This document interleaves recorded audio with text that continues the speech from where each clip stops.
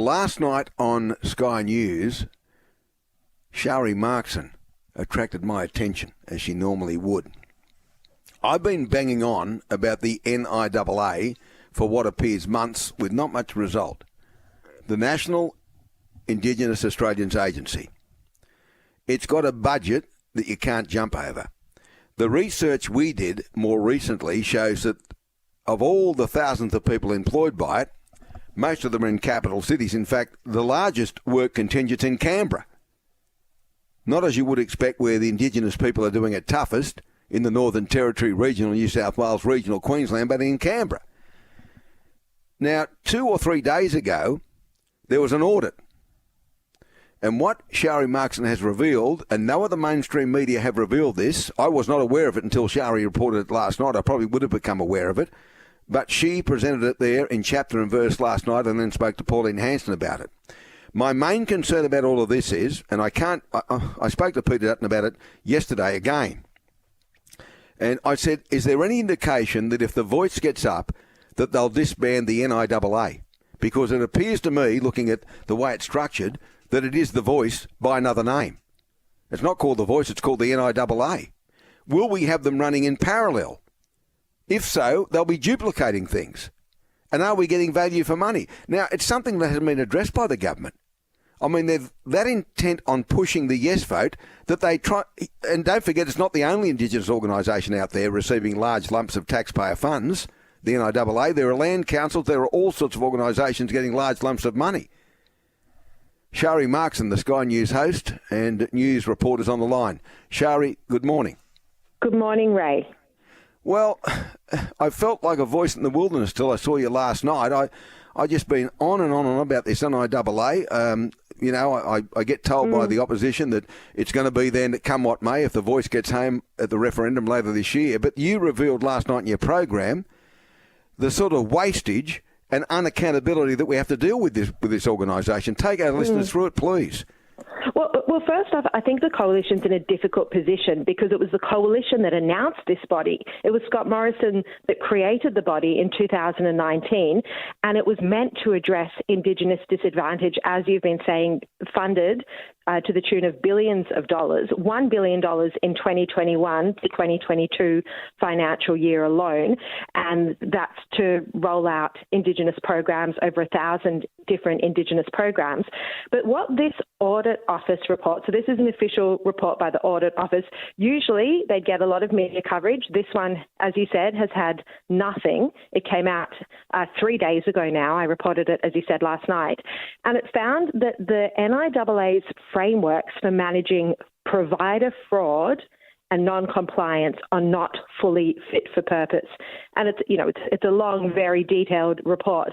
But it's basically saying that they don't have any mechanisms in place to manage fraud. So you've got billions of taxpayer dollars going into this agency designed to set up Indigenous disadvantage, and there's no framework in place, or one that, as they say, is not fully fit for purpose, no framework in place to actually manage fraud, check where the money's going, that it is going to the programs that it's meant to be going, which raises the main problem, right? Where everyone in Australia wants outcomes improved for Indigenous Australians. No one doesn't want that. It's a disgrace that we have different infant mortality rates, different life expectancies, different health outcomes, and billions are being poured at this issue. And this new body set up under Scott Morrison in 2019 with good intentions, but there's no proper oversight, no compliance to make sure that the money is actually going to the place that it's meant to be. Taxpayer funded, billions of dollars. Now, I take your point, set up in 2019 by the previous Liberal National Party government, but the point I make is if it's set up to in some way advantage Indigenous populations, and yet we're going to the Voice to have constitutional recognition, then God only knows what happens when we have the various people appointed to the Voice that have an impact on executive government. Would there be a need for the NIAA? Because in many respects, I would think we're replicating exactly what they're supposed to do, even though it is, of course, not being complied with in terms of, audit checks. Is there any need for it to actually exist in the current form? Wouldn't it be, if the referendum gets home and the yes vote's there, wouldn't it be a good idea to say, well, we don't need that mob anymore, we'll have another mob who'll do exactly the same thing and do a bit more? Exactly. It would be superfluous. And look, the no campaigners say that we don't need the voice because we've already got the NIAA. And I read that one of those fact-checking bodies by a university, the RMIT and the ABC, published this report, so the ABC is endorsing this fact check. They say that the NIAA is different to the voice because it's not enshrined in the Constitution, so that another government could come along and get rid of it. But that was the main difference that they found, right? So it is virtually doing the same thing, managing, advising government. It sits, the NIAA sits under the Department of Prime Minister and Cabinet, so it advises government. It manages where funding is going in Indigenous communities. So for all intents and purposes, fine, it's not enshrined in the Constitution, but it's effectively has the same function as the voice. So I don't think you'd need both. No. Just on the makeup of the staffing levels, it came to pass, and you'll remind me of what happened. Someone sent Pauline Hanson some paperwork that was left in a cafe after a meeting of people from the NIAA, and then Pauline, of course, published all of that, and we published it here as well. But then that led me to an investigation in staffing levels, because this happened in a Canberra cafe. And I can't remember the exact number of staff, but the vast majority of them are employed in capital cities. In fact, the largest contingent is actually in Canberra.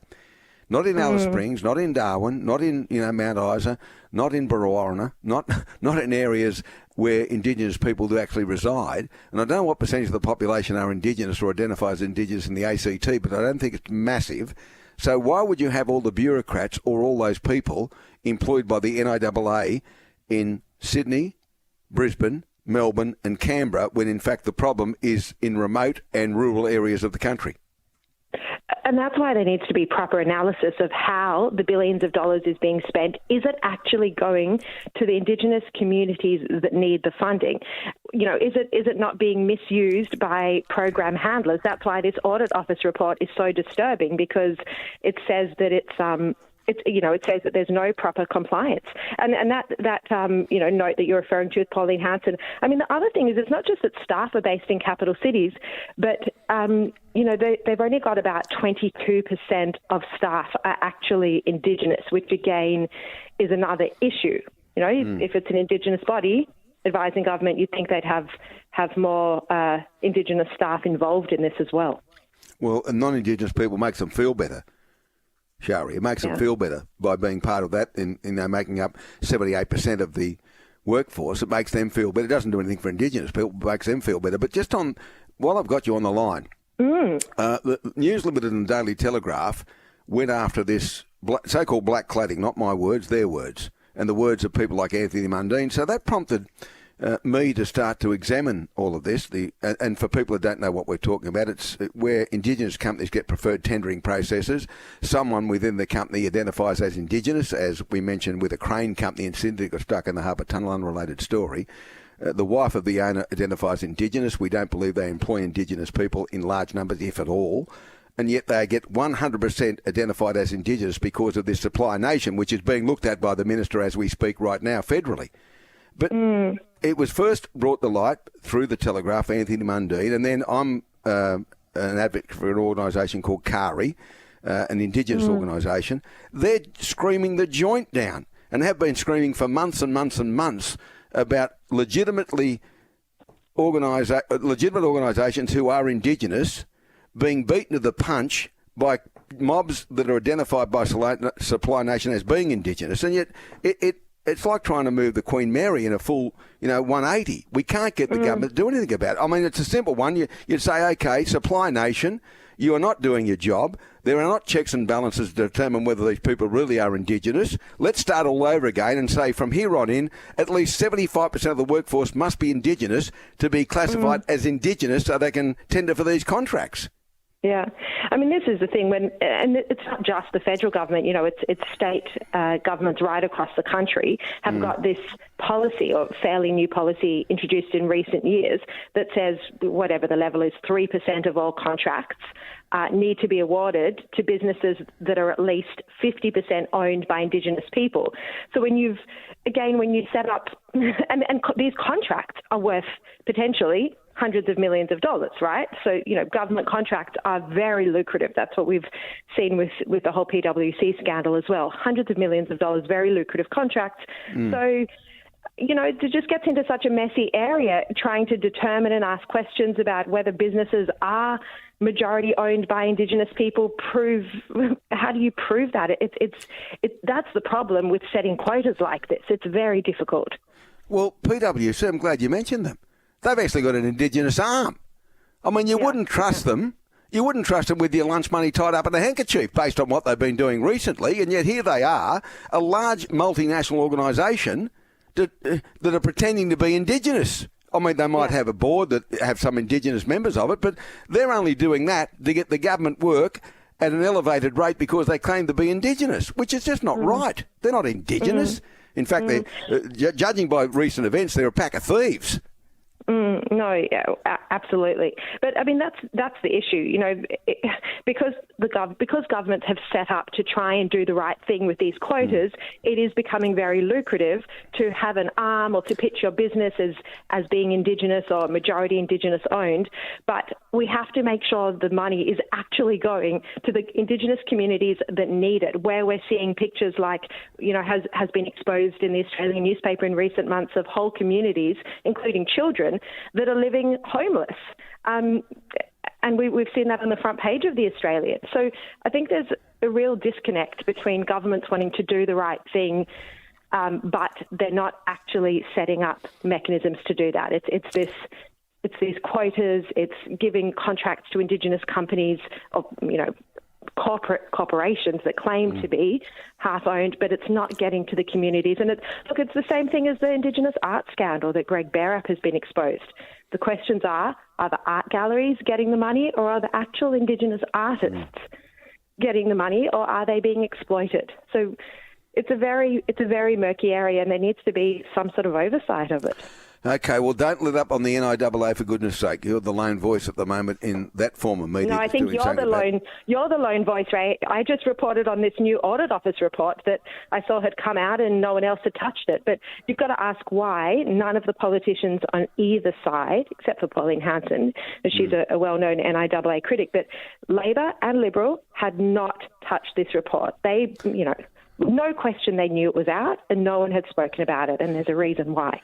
Well, there's an old racing expression, Shari, that you wouldn't be aware of. It's called running dead on issues, not doing anything about it, running dead. Thanks for your time, as always. Good luck. Thanks so much. Weekend. Thanks, bye. Shari Marks, an outstanding young woman from Sky News, and revealed that exclusively last night on Sky News. Well done to her.